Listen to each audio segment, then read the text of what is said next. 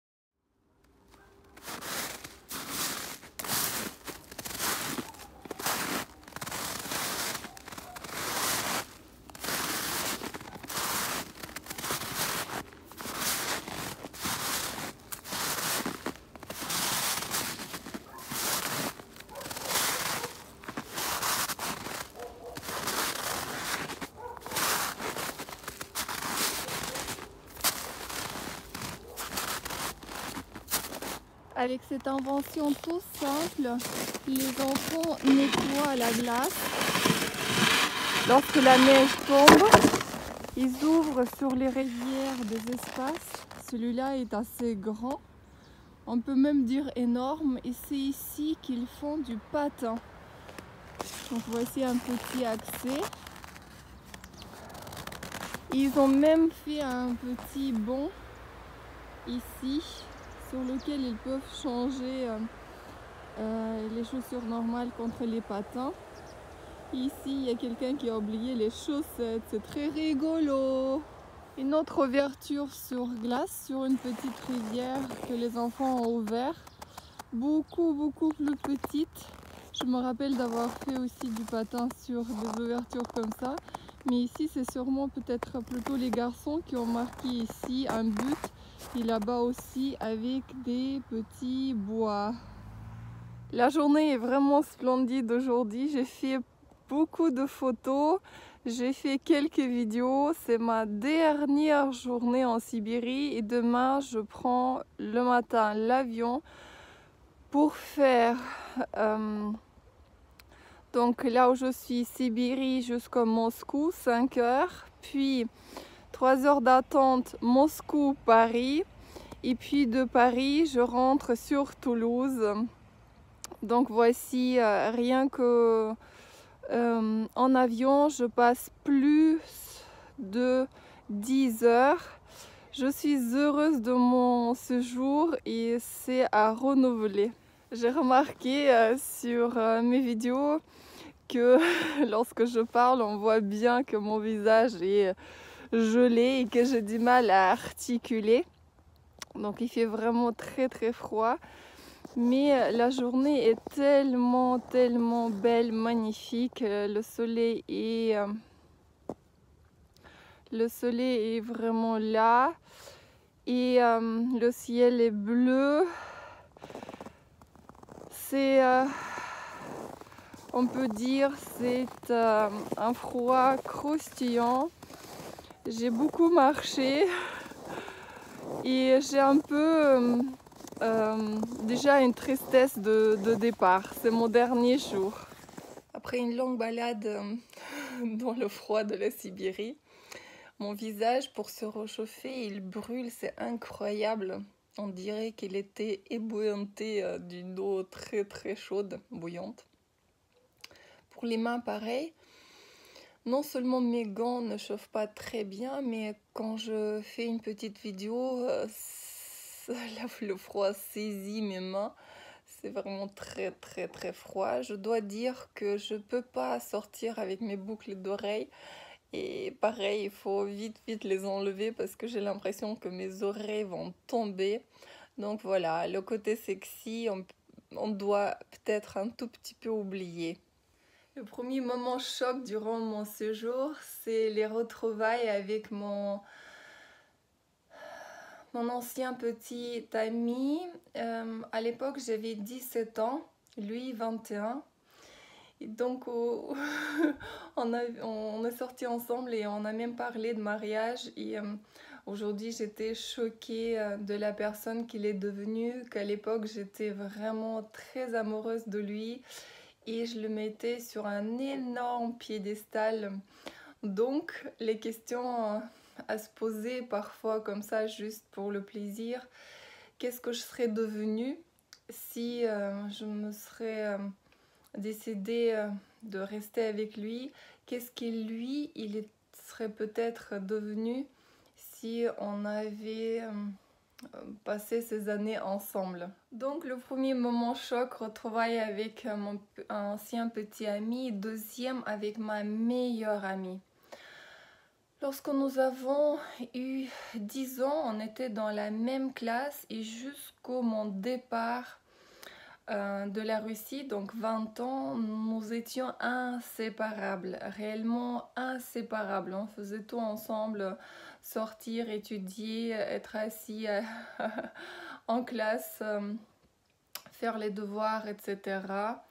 Et aujourd'hui, je la retrouve. Et en plus, elle était la star.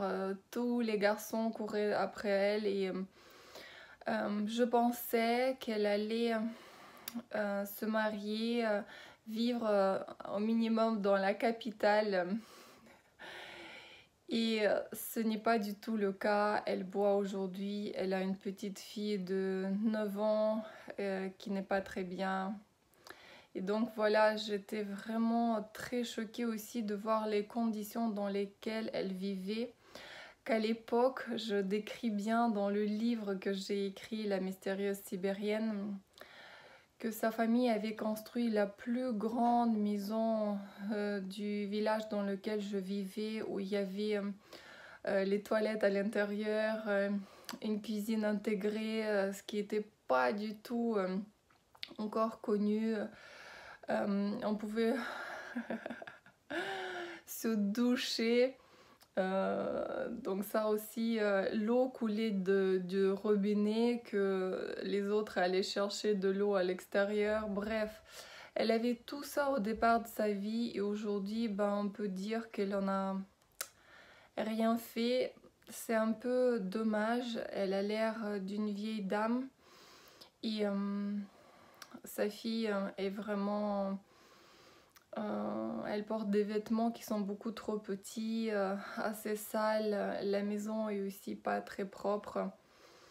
Et il n'y a même pas beaucoup à manger dans le frigo. Donc j'étais vraiment congelée, choquée. Avant de venir, j'avais fait une liste des choses que je voulais faire. J'ai tout fait et plus même. J'ai créé un extraordinaire contact avec la famille que je connaissais pas beaucoup. À l'époque, tous ces cousins, cousines étaient beaucoup trop petits. J'étais l'aînée et on a 10 ans d'écart. Le contact s'est super bien passé. La seule chose que j'ai pas trouvé, c'est mon papa que je cherche depuis très longtemps. Mais enfin, beaucoup de membres de ma famille qui connaissaient donc mon papa en parlaient.